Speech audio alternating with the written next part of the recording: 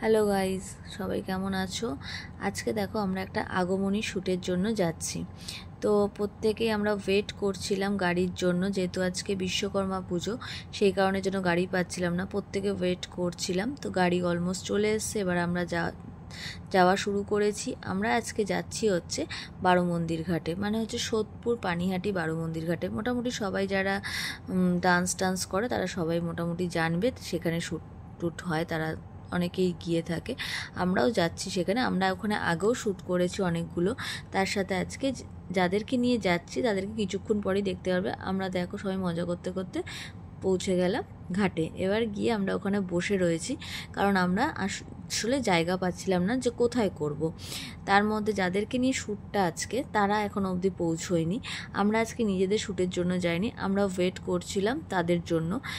তারা হচ্ছে আমার কিছু স্টুডেন্টের গার্জিয়ান, যারা আমার কাছে ডান্স শেখে। তারা বললো যে তাদের বাচ্চাদের দিয়ে আমি শ্যুট করাই, তো তাদেরকে দিয়ে কেন করাতে পারবো না। তো আমি এটা ভেবে দেখলাম যে অবশ্যই করানোটা উচিত। তো আমরা ওয়েট করছি, এখনও অবধি তারা অবশ্যই আসেনি। তার সাথে সাথে আমরা জায়গা খুঁজছি যে কোথায় আজকে ওদের শ্যুটটা করা যেতে পারে, বা ওদেরকে কোন লোকেশানে ভালো লাগবে, ওদের কোনো লোকেশানে দাঁড়াতে পারবো। তো এই করতে করতে আমরা ডান্সের জিনিসগুলো তৈরি করতে শুরু করে দিলাম। তো সেই ক্ষেত্রে আমরা কাজের জিনিসগুলো গোছাতে শুরু করলাম, কিন্তু তারা এখনও পৌঁছায়নি। তো এই আস্তে আস্তে ওরা ঢুকছে, এই যে ওরা চলে এসেছে। তো তার সাথে আমি দেখতে পাচ্ছি এখানে প্রত্যেকে রেডি।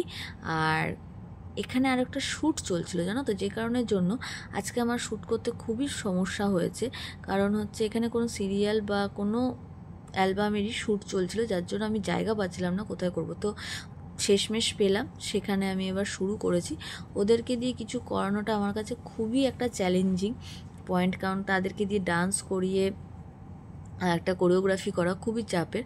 তো সেই জায়গায় দাঁড়িয়ে আমি যতটা পেরেছি করেছি, ডান্স অবশ্যই কম রেখেছি, যতটা পেরেছি এমনি কোরিওগ্রাফি করিয়েছি। তোমরা অবশ্যই ভিডিওটা সবাই দেখো কেমন হয়েছে, আর অবশ্যই লাইক শেয়ার কমেন্ট করো, আর সাবস্ক্রাইব করো চ্যানেলটা। এবার কাকিমারা চলে এসছে, দিদিরা চলে এসছে বলতে কিছু।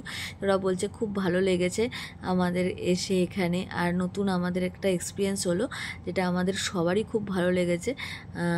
তার সাথে চলে এসেছে আমাদের মামের তৈরি, মানে আমার এক স্টুডেন্ট মাম, যে কিনা টিফিন নিয়ে যায়, ওর তৈরি পাস্তা। চলো আমরা এবার খেয়ে নিই। টাটা।